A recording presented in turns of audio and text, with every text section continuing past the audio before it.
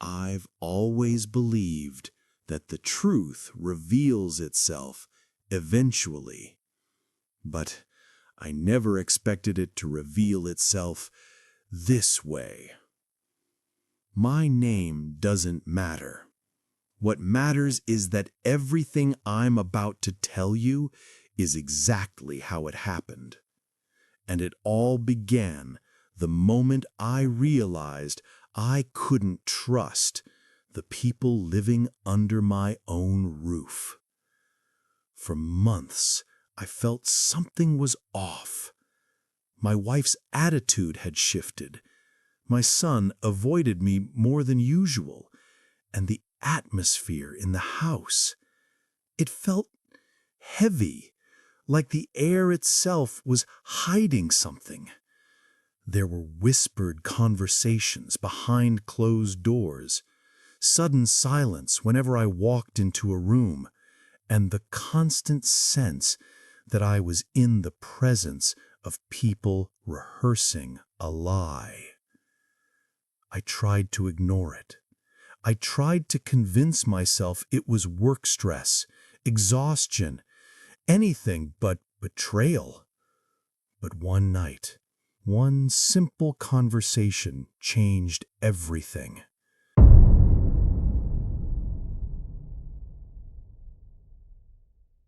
I came home early, and the moment I stepped inside, I heard my wife speaking softly, too softly, on the phone. I couldn't hear much, but I caught one sentence clearly. "Don't worry, he leaves Friday. You'll have the whole place to yourself." My heart stopped. The whole place to yourself? Who was she talking to? And why did she sound nervous when she said it? When I walked into the kitchen, she hung up so fast the phone almost slipped out of her hand. She forced a smile and said she was just talking to her sister, but her sister lives 3 time zones away and never calls at night. That was the moment I decided to test something I hoped would prove me wrong. I told her, casually, that my job was sending me out of town for a week-long training retreat. She didn't hesitate. She didn't question it. She didn't look disappointed. In fact, she looked relieved. And that was the moment I knew something was happening behind my back. Something big. The next morning, I packed a bag, not with clothes, but with camera gear, snacks, and a change of socks, and pretended to leave for my work trip. I kissed my wife goodbye. She kissed me back, but her lips were cold, detached, like she was already somewhere else. I drove to the airport, parked in long-term parking, and waited until her goodbye text came in. "Have a safe flight, heart." My hands tightened around the steering wheel. I wasn't going anywhere. Instead, I drove straight to my friend's property, a place with trees, hiding spots, and one thing my house didn't have: a perfect vantage point. Because from there, I could watch my home without being seen. And that's exactly what I planned to do. I set up my truck behind a line of pines, pulled out the binoculars, and waited. I told myself this was stupid, paranoid, ridiculous. But the moment the sun went down, I saw something that made my stomach drop. My wife, dressed like she was going on a date, opened the door for someone. Not a delivery guy, not a family member, a man. Tall, confident, too familiar with her. And she hugged him, not like a friend, not like a coworker. She hugged him like she hugged me on our wedding day. My heart slammed against my ribs. My ears rang. I wanted to run down there, storm inside, scream, confront, anything. But something inside me whispered, "Don't interrupt. Watch." Because some truths reveal themselves slowly, and I needed to see everything. Over the next several hours, I watched patterns unfold. Patterns that broke me in ways I can't fully explain. They moved around my house like they'd done it 100 times. He walked into my kitchen, opened my fridge, grabbed a drink like he owned the place. My wife laughed, really laughed, in a way I hadn't heard in months. They sat on the couch together, close enough that their shoulders touched. And worse, they kept checking the windows, like they were making sure no one was watching. They knew exactly what they were doing. They were comfortable with it, practiced. I felt a wave of anger so strong I almost burst out of the truck. But then something else caught my attention. Upstairs. Lights flickered in my son's room. I shifted my binoculars and froze. My son wasn't alone either. A group of teenagers, people I had never seen before, were in the room with him. Music blasted, smoke curled near the window, bottles clinking together. And my son, my quiet, introverted, never breaks the rules kid, was right in the middle of it. Not forced, not uncomfortable, leading it. My jaw clenched so hard I felt pain shoot up my teeth. This wasn't accidental. This wasn't a bad decision. This wasn't stress. This was a pattern. A life that existed behind my back. A life everyone built together. A life that only worked when I wasn't home. And the truth hit me. They weren't sad when I left. They were waiting for it. As the night deepened, I kept watching. And with every hour that passed, a new piece of the truth revealed itself, like my family had written an entire rule book for their secret life. A rule book that only applied when I wasn't home. I noticed the first pattern around 11 p.m. My wife and the other man, let me call him the visitor, kept avoiding certain rooms. My office, the garage, our bedroom. It was like those spaces still belonged to me, even though they had taken ownership of everything else. The visitor looked around carefully, opening drawers, checking corners, inspecting the place like he was mapping it out. I watched, confused at first. What was he looking for? Then it hit me hard. He wasn't nervous. He wasn't scared of getting caught. He was evaluating. He was planning. And the look in my wife's eyes, she wasn't ashamed. She wasn't hesitant. She looked comfortable with it. Too comfortable. Around midnight, something shifted. The visitor walked upstairs alone. My wife stayed downstairs, pacing, biting her nails. She checked her phone repeatedly, every few minutes.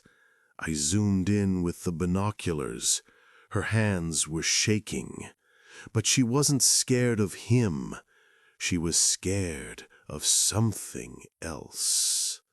And then I saw it. The visitor stepped out of my son's room, holding something, a small box, a metal lockbox I kept hidden under my bed. My heart dropped. I knew exactly what was inside it. My passport, important documents, old family photos, cash, insurance papers.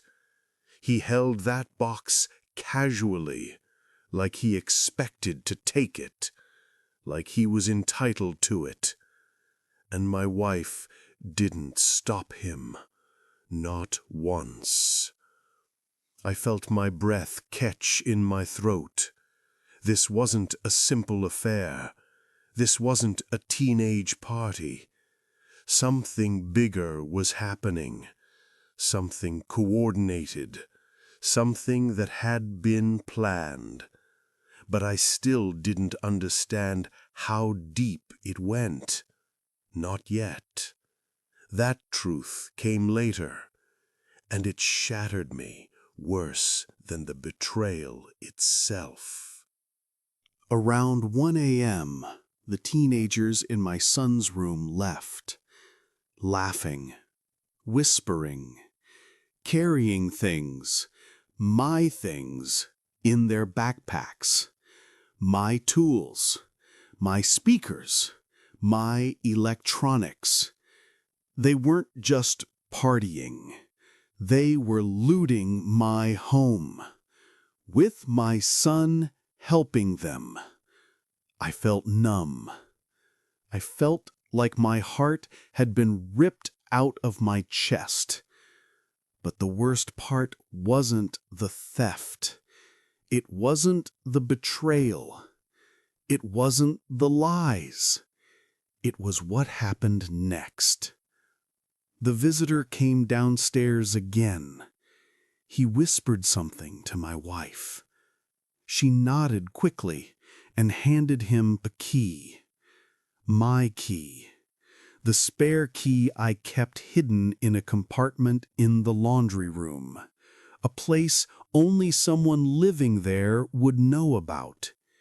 He pocketed it like it was his, and then the two of them walked into my bedroom. Our bedroom. I had to look away for a moment. My chest tightened, my hands trembled. But I forced myself to watch again, not because I wanted to, because I needed to see the full truth. Because once you see what people do when they think you're gone, you can never unsee it. Around 2 a.m., the visitor left. He didn't sneak out. He didn't rush. He walked out casually, confidently, locking the door behind him with my spare key. My wife stood in the doorway, watching him go with a look I hadn't seen in years. Admiration, approval, attachment. That hurt worse than anything. When the door finally closed, she turned off the lights and went upstairs to sleep, in my bed, with no guilt, no hesitation, no fear that I might return early. In her mind, I was gone, out of the picture, irrelevant. And the truth struck me so hard I felt physically sick. My wife didn't just have someone over. She replaced me in my own home. I stayed awake all night, watching the house from my truck. When dawn finally crept over the neighborhood, something unexpected happened. My wife stepped outside, barefoot, wearing my hoodie. She walked to the mailbox, opened it, and took out a small envelope. She didn't check her surroundings. She didn't look anxious. She was comfortable handling something private. She opened the envelope right there on the driveway, and for a split second, I saw what was inside. Papers. Legal papers. She skimmed through them quickly, then hid the envelope under her shirt and went back inside. My throat went dry. What kind of legal papers? Bills? Forms? Contracts? No. She'd been too interested, too urgent, too relieved. And then, in a flash, I realized what it probably was. Something every cheating spouse dreams of. Something they prepare behind the scenes before they break the final truth. Divorce papers. Filed without telling me. Filed while planning how to empty my home behind my back. Filed while replacing me in my own life.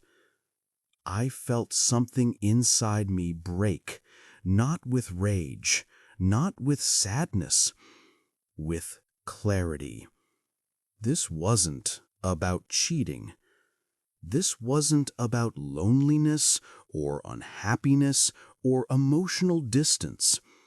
This was about removing me, silencing me, taking everything I had, and building a life with someone else in the very house I paid for. I didn't sleep. Not for a minute. I stayed in that truck until sunset the next day, replaying everything I'd seen, every smile, every whisper, every betrayal. I wanted to confront them. I wanted to storm down there and tear the truth out of every one of them. But something told me to wait. People are honest only when they believe you're gone. And I wasn't done watching. When night fell again, the pattern repeated. But this time, it escalated. Around 9 p.m., my son came home with 2 kids I'd never seen before. Teenagers, maybe 16 or 17. They looked rough. Unwashed clothes, backpacks bulging, eyes darting around like stray dogs searching for scraps. My son let them in without hesitation. And then, as if on cue, the visitor returned. Not through the front door, through the back, using the spare key. My wife didn't even pretend to hide her smile. She let him in like a husband returning from work. They talked quietly for several minutes. I couldn't hear the words, but the tone told me everything. They weren't planning a fling. They were planning a transition. A transition into a life without me.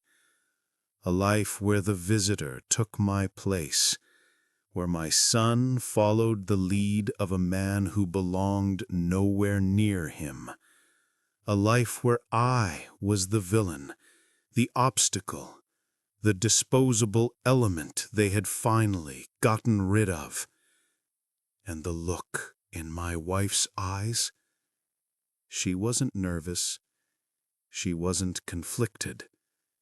She was relieved, like she'd finally solved a problem that had bothered her for years.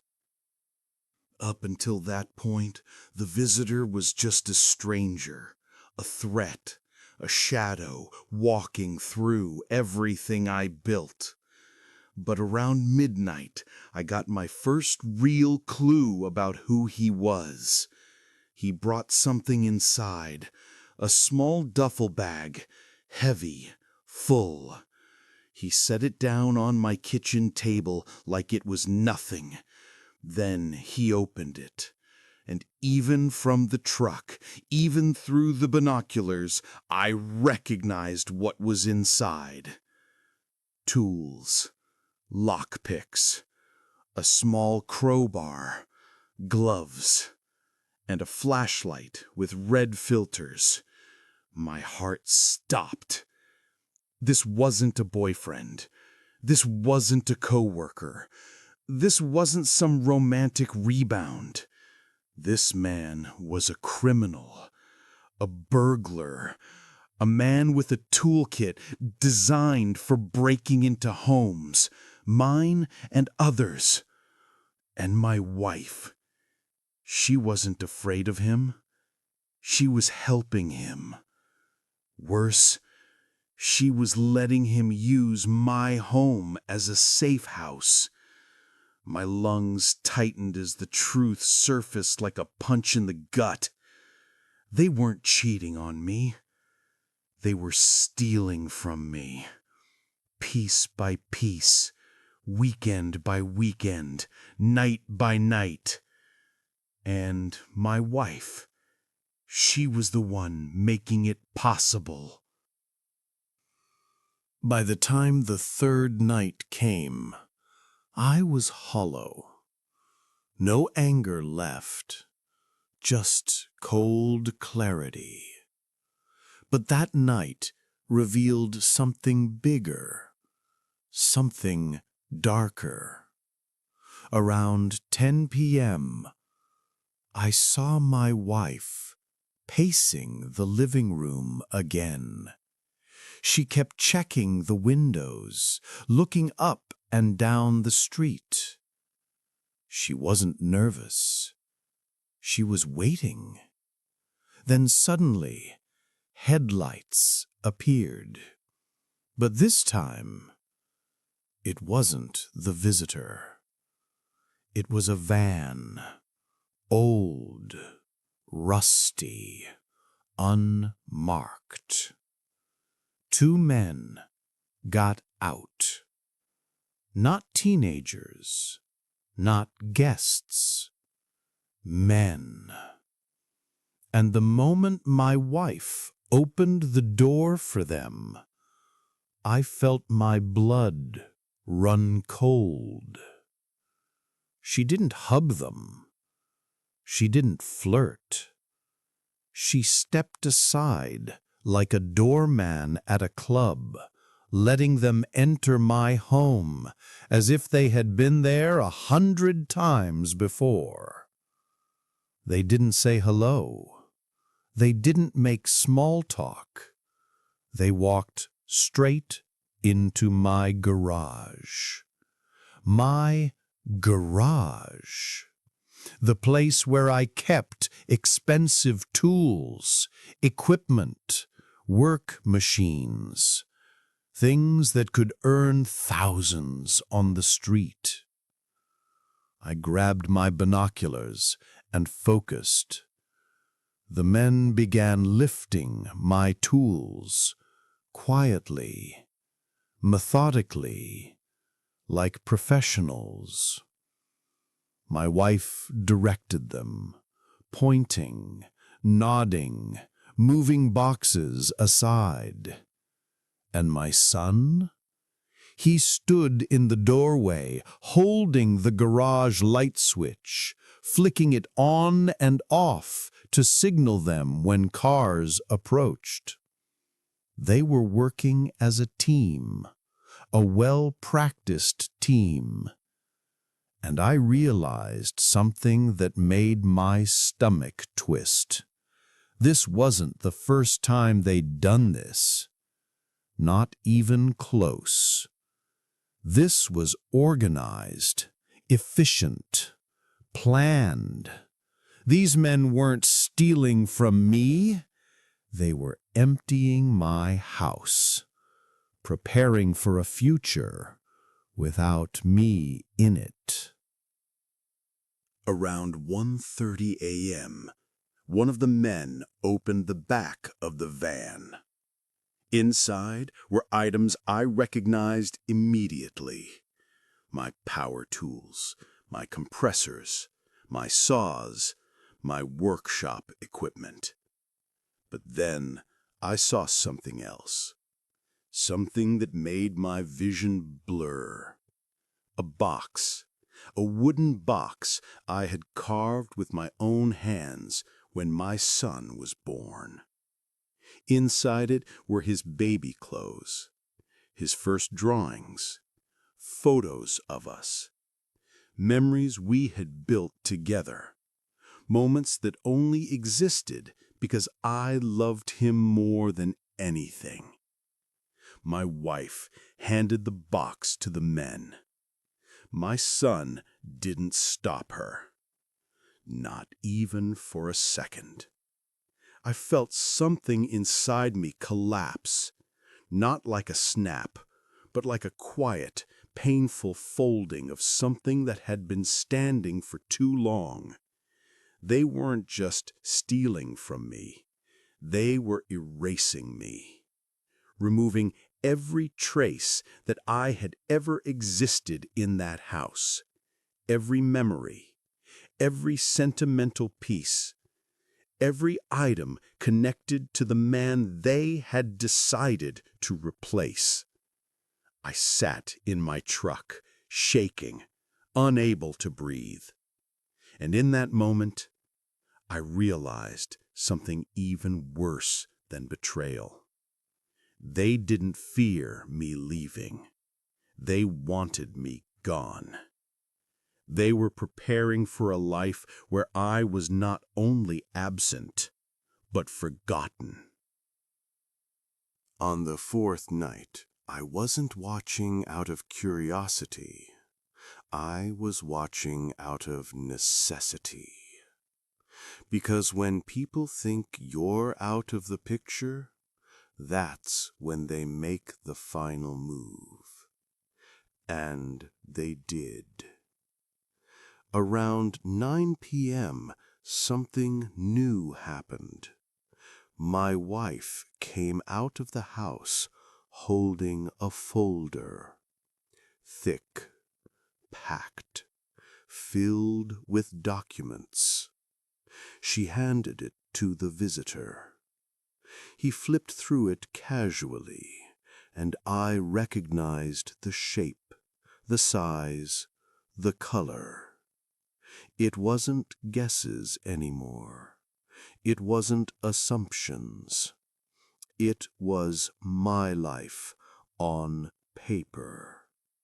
My financial documents, my insurance, my bank statements, my business files. Everything they needed to take the next step. I watched as they all gathered in the kitchen, my wife, my son, the visitor, and they toasted. With drinks poured from the bottle I had been saving for a special occasion. The moment felt surreal, like watching strangers acting out a script. My wife raised her glass, and even though I couldn't hear her, I could read her lips. 3 words. To new beginnings. I felt my heart stop. I felt the world tilt. Because I wasn't watching a crime, or an affair, or teenage rebellion. I was watching the rehearsal of my replacement, the official beginning of the life they were building after getting rid of me. I don't know how long I sat there, gripping the steering wheel so tight my knuckles turned white. Minutes? Hours? I couldn't tell. But at some point, the rage stopped burning hot. It became cold, controlled, sharp enough to cut steel. Because the truth was clear now. I wasn't dealing with a cheating spouse. I wasn't dealing with a rebellious son. I wasn't dealing with a bad week or a misunderstanding. I was dealing with a plan. A calculated plan to remove me from my own life and rebuild it without me. And if I confronted them now, without proof, they'd twist it, lie, cry, manipulate, call the police and say I was dangerous, unstable, a threat. I wasn't giving them the chance. Not anymore. So I did something I never thought I'd do. I waited. I waited until the van returned for what looked like the final haul, until they carried the last of my belongings into that rusted coffin on wheels. Then I got out of the truck, pulled my hood up, and walked toward the house. Silent, invisible, determined. Everything they stole, I would take back. And everything they planned, I would destroy. The van pulled away around 2 a.m. My wife turned off the garage light. My son went upstairs. The house went quiet, still, motionless, like a crime scene after everyone flees. I waited 10 minutes, then 20, then 30. When I was sure they were asleep, I approached the front door. And boss, remember this part. It's important. They forgot that I still had the original house key. I slipped it in, turned it slowly, and walked into my house. The first thing that hit me wasn't anger. It was emptiness. The living room looked hollow, stripped, unfamiliar. Couches moved, boxes missing. My things gone. It felt like walking into a stranger's home, a home waiting for someone else. I took a deep breath and stepped forward. My footsteps echoed. The air felt cold. The betrayal felt heavier inside than it had from the truck. But I kept walking. Up the stairs, down the hallway, past my son's room, a mess of clothes, bottles, wrappers, and things he never would have dared keep when I still existed in his world. Then I reached my bedroom, and I wasn't prepared for what I saw. My wife was asleep, in the center of our bed, holding the visitor's hoodie. Not mine. His. Like she'd already chosen whose scent she wanted beside her.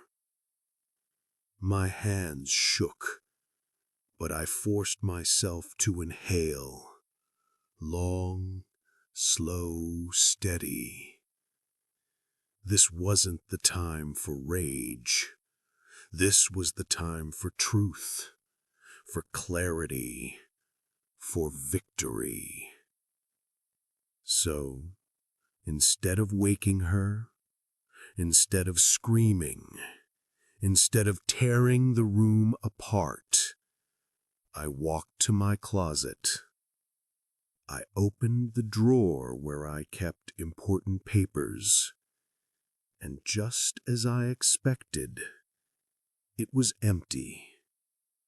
Not a single document left, not a single folder, not a single trace of my life. They had taken everything, except one thing. A small SD card, hidden behind the drawer. My backup camera footage. The one they didn't know existed. I grabbed it, slipped it into my pocket, and left the room. I wasn't done yet. Not even close. On my way back downstairs, I passed through the kitchen, and something caught my eye. On the table, a contract, signed, with two names, my wife's and the visitor's. Not a romantic document, not an affair confession, a business contract to sell my tools, my equipment, my assets, my property, split 60-40, like partners in crime. They weren't just replacing me emotionally, they were replacing me financially, legally, physically. They were preparing to take my home, my money, my identity, everything. I stared at the signatures. Her handwriting, his handwriting, side by side. And something clicked in my mind. This wasn't spontaneous. This wasn't accidental. This had been planned for months, maybe years.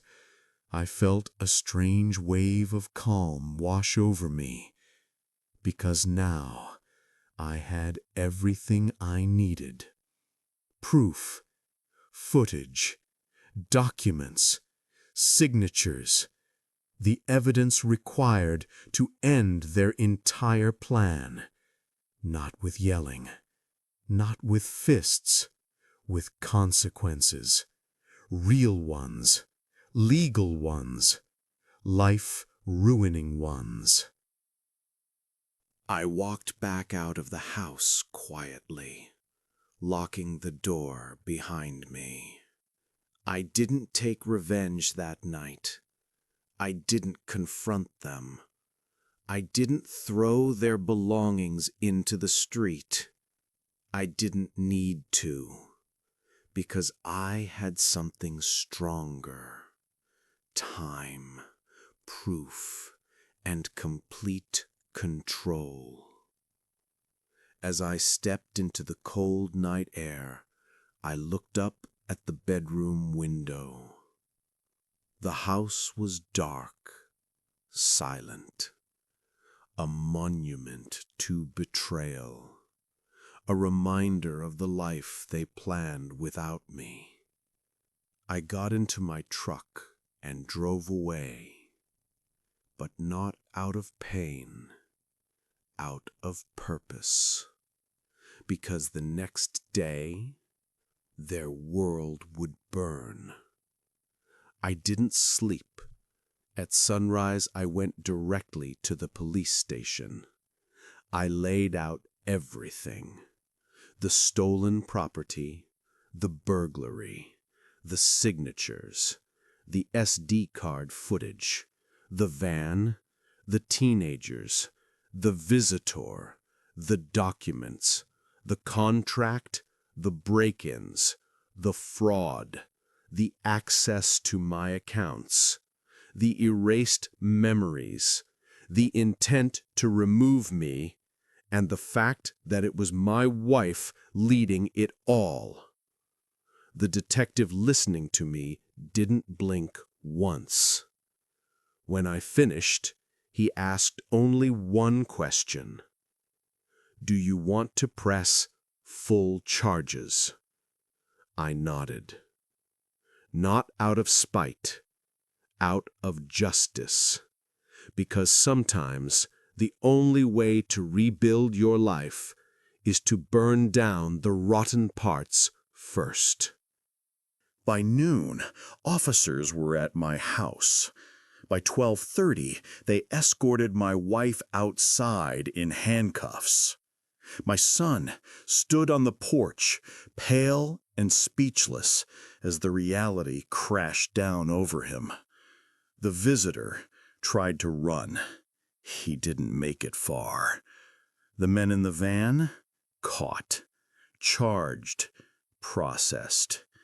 The van itself was filled with my belongings, my stolen tools, my equipment, my memories, all documented as evidence.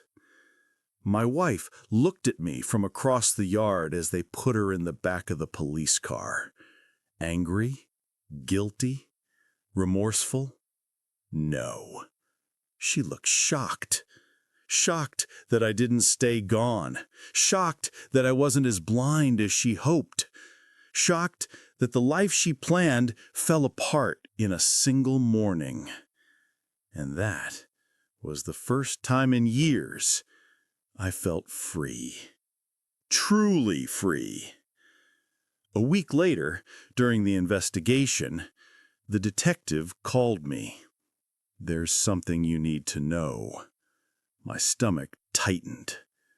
He told me that my wife and the visitor had been working together long before I suspected, that they had a history, a record. Together, they had targeted other households, other families, other homes. I wasn't their first victim, but I was the first one who caught them, and the first one who didn't break silently. It's been months now. The house is mine again. Quiet, still, safe. My son lives with his mother's relatives during her sentencing. We're rebuilding, slowly, painfully, but honestly. And me? I learned something important. Sometimes the people closest to you aren't the ones who love you. They're the ones who need you the most. Not for your heart, but for your absence. Because your absence gives them freedom. Freedom to reveal who they truly are. And sometimes the greatest vacation is finally leaving the people who were destroying you all along.